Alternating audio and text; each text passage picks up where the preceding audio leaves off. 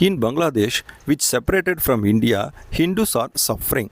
Injustices like murder, robbery, property grabbing, and religious conversion are happening. Mr. Kausik Gangopadhyay has written a book about this called Joy Bangla Deception. We can ask him for more details about the current situation of Hindus in Bangladesh. Ji, namaskar. Namaskar, Vanakkam. My name is Kausik Gangopadhyay. I am an economist. The second book, Joy Bangla Deception, that has come out a few days ago in this very month, is about the narrative of Bangladesh. It is often understood in the world circle. Bangladesh is a country based on respect for mother tongue and other values like pluralism, tolerance. So all this narrative is severely flawed. And I have done a very deep research along with my co-author Devabrat in this book for a long time, many years. And this is something we have shown the reality of Bangladesh is quite different from the narratives that are often preached in world media and everywhere. What is the price of your book and how can buy it? The price of my book is 599 rupees. It is definitely available at Amazon.in. It is published by Garuda and therefore it is available in their website also. Ji, are the killings of Hindus still going on? So the killings of the Hindus are going on, of course. The number of killings may not be in thousands or millions, but there are definitely thousands of incidents that are going on. It may not be always killing, but it may be robbery, it may be persecution on women, and destruction of temples, and all such issues. Moreover, there is also a lot of attack on Hindu institutions, Hindu saints everywhere. So things are quite alarming. Is Mamata helping Bangladeshi infiltrators? Ji?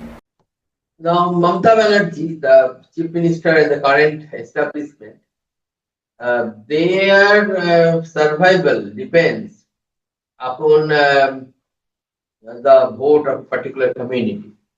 So the Bangladeshi infiltrators, if they're capable ones, they could help them to get that votes. And this is sort of something we see everywhere.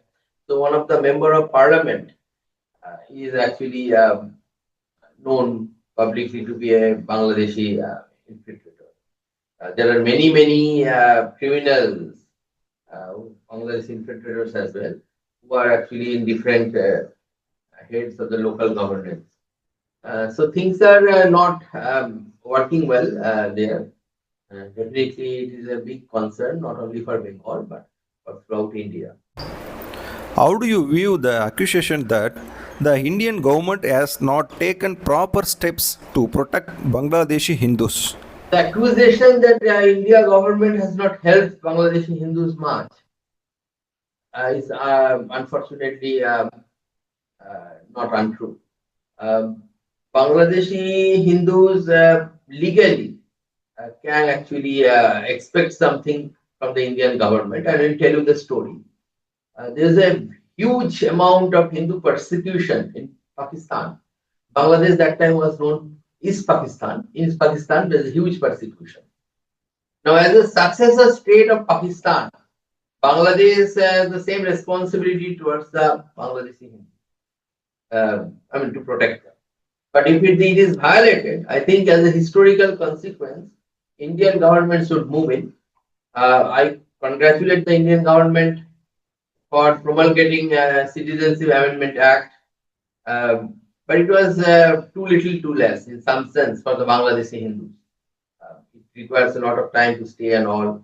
But when the attacks are happening on Bangladeshi Hindus, I think Indian government should sort of take much more proactive stand to facilitate their survival in a dignified manner. Ji, describe the difficult life of Bangladeshi Hindus. The Bangladeshi Hindus is quite difficult now. I'll tell you some of the incidents that has happened. I mean, I'm not talking about dacoity, murder, theft, all these kind of things. They are happening, and they are happening disproportionately more against the Hindus. That's a fact. Now, of course, the unionist government, they accept all the records that this has happened, but they say, well, this has not happened because they are Hindus. This has happened because we are a lawless country. Um I don't want to even comment on that sort of a claim. It is pathetic to say the least. But more than the killings and these criminal activities, much more sinister things are happening. I'll tell you some of them. So there last year there's a campaign, and these people, these the people who came to power after August 2024.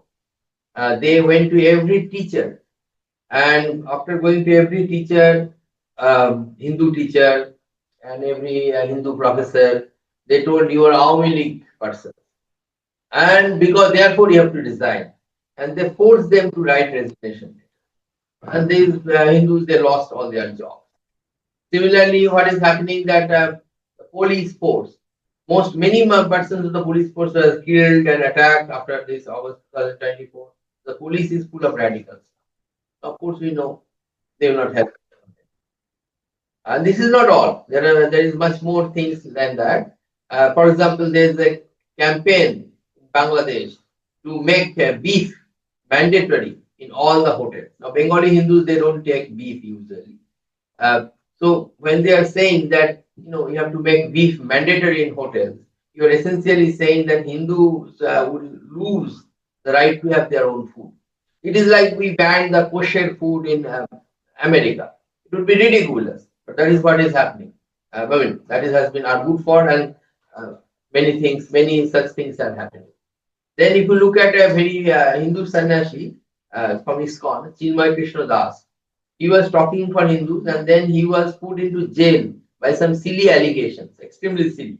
He said that he is a traitor because when the meeting was happening, apparently one Bangladeshi flag, there is a flag, Hindu flag that was little above the Bangladeshi flag. Now, who has put that flag and all these things? This is all mystery. Would have been done by the conspiracy, and I think that is sort of evidence is pointing towards.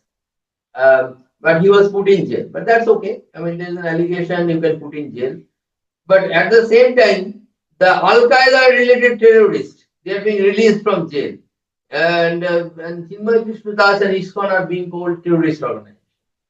Now, his advocate, Chinmay Krishna Das's advocate, when he went there to defend Das at court, on the way, he was attacked and he was severely beaten. So he landed up in hospital.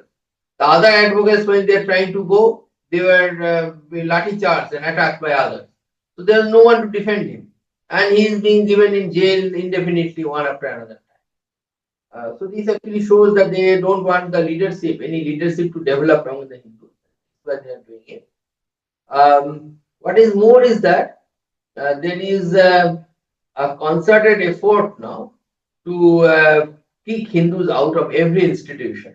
So now there is a campaign right now going on in front of the Dhaka Secretariat that it is full of Hindus, so this has to be sort of this staff has to be sort of kicked out, has to be thrown out of the institution. Now, so interestingly, Dhaka Secretariat, the Hindus are less than 10%. It is probably less than the population proportion of Hindus in Bangladesh. Still, why is it happening?